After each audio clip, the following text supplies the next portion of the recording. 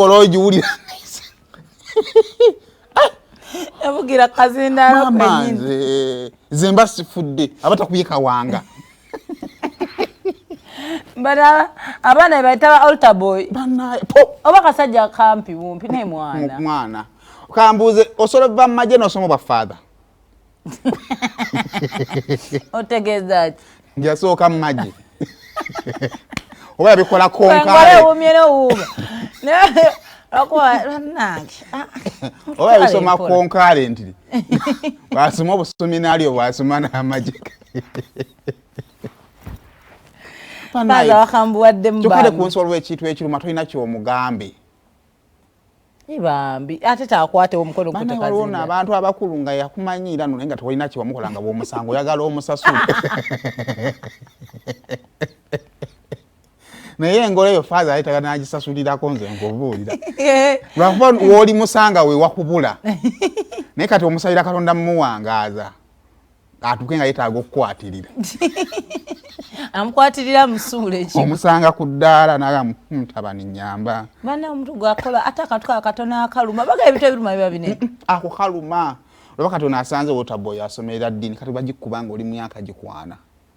Ati ze nali musinia theory tujja mu class rate sakunyumiza. Buli ayingira tikyagwa kuba. Mugamba nno. Nze bansibidde mdomo ate nadde enfuluma teyanzikiriza kimalayo nanjo kya sira. Anine ekitabo kino bine ebya blue cover byali byakajja. Angene ekibwapi pa kusasupe ko. Kale bayinanga akodo. Mwana agendeka. Bayina akodo nga bakimanyi kati ona akwano ono. Anti akuswaliza wali muwala. No owuliranga osolo bokose wenna. Naisibwa ze kusomerwa kubemigo kusi kuno nayo that is my worst moment. Kusomero. Kale nga akubo line rukuyingiza kilasi pia. Notala tukapaka wotula. Najanga bagolo kuba kusomero.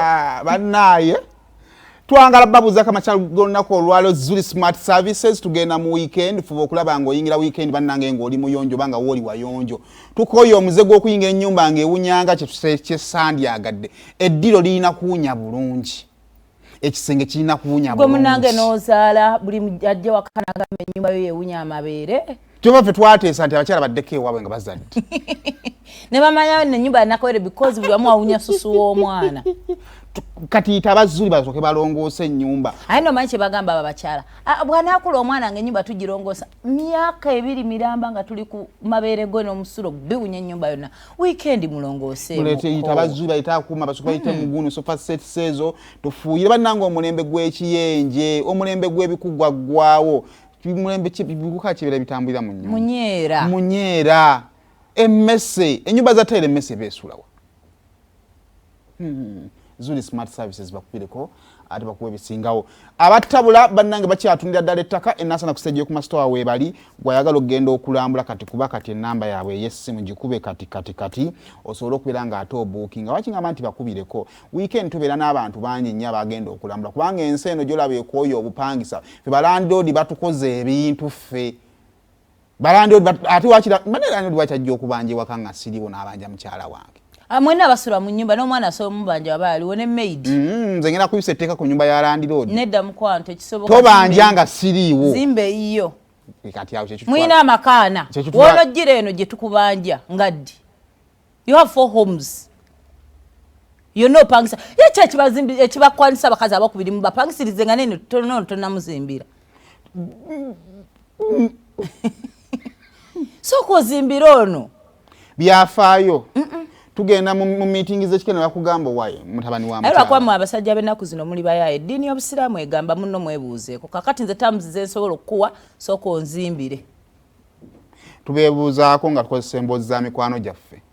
Ne batugamba nze nemba nze mutta. Namaya bwebuuza ku muntu oli wakufa. Ogamba kankikole Katonda yali manya ekirijjiba kinajja kitya awe nditandikira. Negena kutabula ngo kyali kwebigulayo ka poloti bannange family gyeko mugujja abana kasapatuka myaka 10 betaaga waabwe. N'abakyala nno kana akakodi abamya asinga abazimbye ennyumba naye yakera ku makyanga agizimbye naye akakodi kali ka mukyala amaanyi g'olina si ggwe kukwata ssente ogenda ogule kuba olumu tozirina naye kigambo kyo ku ssaawa ezo